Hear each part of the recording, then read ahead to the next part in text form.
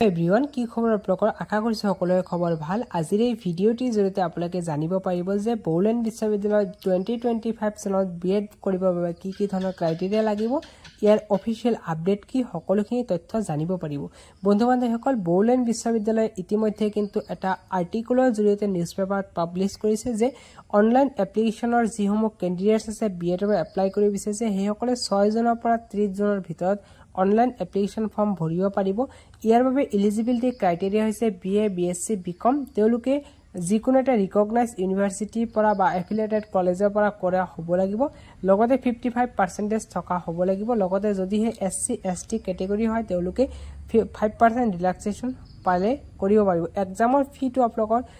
700 ৰ অলপ ওপৰত লাগে ফিটো আৰু এক্সামৰ যি ডেটটো জুলাইৰ আপোনালোকৰ 15 মানতে হৈ যাব গতিকে আপোনালোকে ভালকৈ প্ৰিপাৰেচন কৰিলে কিন্তু আপোনালোকে সিটটো পাই যাব যেহেতু বড়োলেণ্ড ইউনিভাৰ্সিটি অলপ এক্সামৰ পইচাটো বিএডৰ অলপ পইচাটো কম হয় এইখিনি আছিল আপডেট